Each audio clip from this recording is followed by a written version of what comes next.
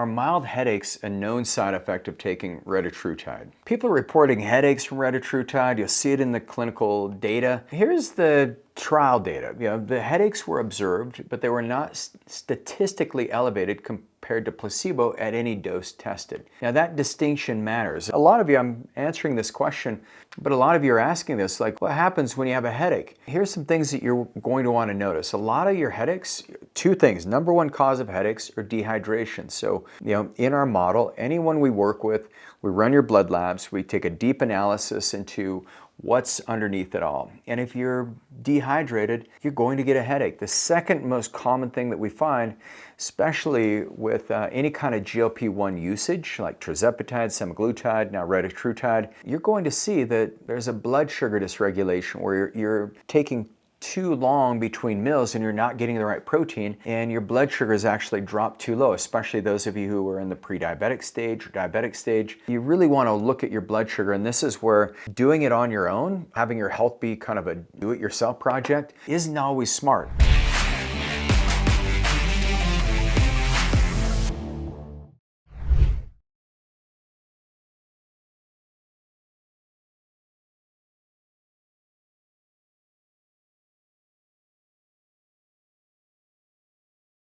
For those of you who are new to the channel, I'm Regan Archibald. I have a longevity medicine clinic called Ageless Future. We have phenomenal MDs, nurse practitioners, physician assistants, licensed acupuncturists, doctors of chiropractic, health integrators, nutritionists, fitness advisors. We have a very talented team, but we run the blood labs and then put together very specific protocols for you. If you're having headaches, we need to get to the root cause of it. And can Retatrutide cause that? Well, in the phase 2 trials, New England Journal of Medicine, here's what they found in the Triumph phase 2 obesity trial. And Retatrutide, just to give you guys context about what it is, it's a triple hormone agonist. So it activates GLP-1, GIP, and glucagon. Probably the biggest medical breakthrough of our lifetime because more people are likely to die of obesity than they are of starvation. And Retatrutide, it's performing at the level of bariatric surgery. And so when you hit these three receptors simultaneously, the GLP-1, the GIP, and glucagon, what you're doing is you're regulating your glucose metabolism, your appetite, your energy expenditure. And in 338 adults that were enrolled, 337 in the safety analysis, and this was across 7 dose and timing arms,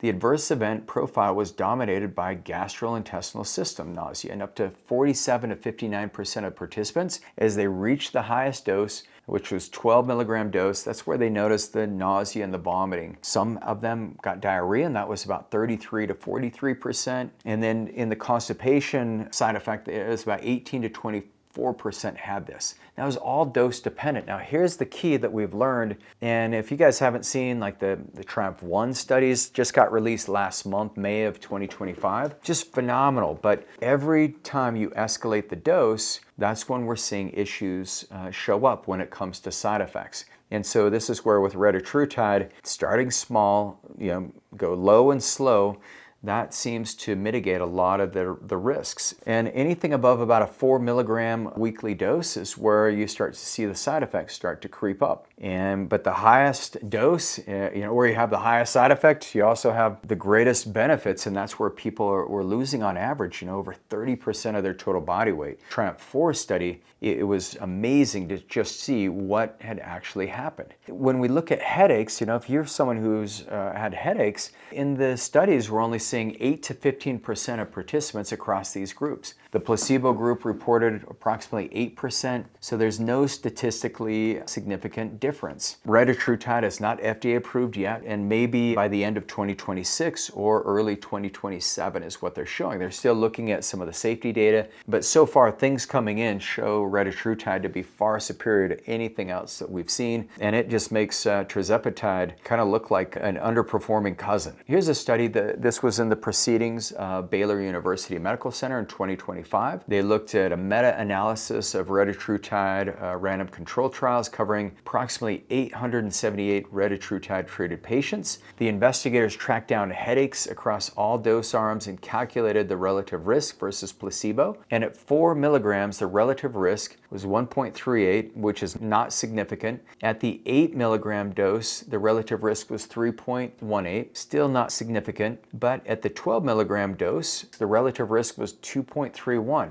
so even lower than the 8 milligram dose, also considered not significant. But by contrast, the nausea, the vomiting, the decreased appetite, diarrhea, constipation were all statistically significant versus the placebo across the dose arms. So, the conclusion, the headache is reported but not significantly elevated as an adverse event in the Retatrutide trials. And once again, there's a lot more data that needs to come in. So this is where, at the onset of the video, the most important thing is looking at what is the cause of the headache. Is the cause from low blood sugar? Is the cause from poor hydration? Is the cause from listening to heavy metal too loud in your car? Finding out if there's, we call them the 4 epic triggers. Anytime you have a symptom and you're like, where is this coming from? Just start analyzing your biology. Say, okay, do I have more emotional stress? Is there something that's keeping me up at night? Something that's causing my head to hurt? Is there any pain? Did you hit your head? Have you had an accident previously? This could have been years ago. Sometimes those headaches, they show up later. So we got emotional. Is there pain? Is there any kind of infection? Have you felt more run down? Have you noticed, like maybe you slept in a moldy hotel room? Maybe your house has a leak in it. This is really important to find out. And then C, or chemical toxicity. Maybe you're just hungover from the weekend. Okay, probably not if you're watching this channel, but maybe there's some chemicals you've been exposed to. And so it's really important to start looking at this. Even if you've had reduced caffeine consumption, that could be a probable risk. But the thing you want to do is just dive in and work with the team of licensed providers, all who can help you access 503A compounding pharmacies. Very first thing is get your blood work ran. Look at the markers, homocysteine, look at C-reactive protein, look at your liver enzymes. That could show if there's toxicity in your body, making sure that your gut health looks good. There's a stool test that you guys are going to love that we have our clients order. And then we can analyze the whole ecosystem of your body. Very first place you can start right away is getting water. If you want to add some apple cider vinegar, some unsweetened cranberry juice and lemon juice to a glass of water, that helps open up all the biliary ducts, the filtration systems in your body. It's a great way to get some new hydration going. For those of you who are on this channel, I really appreciate you. Love to hear your comments, some of your things that you're noticing as far as health improvements go. I'm Regan Archibald. I'll see you on the next video.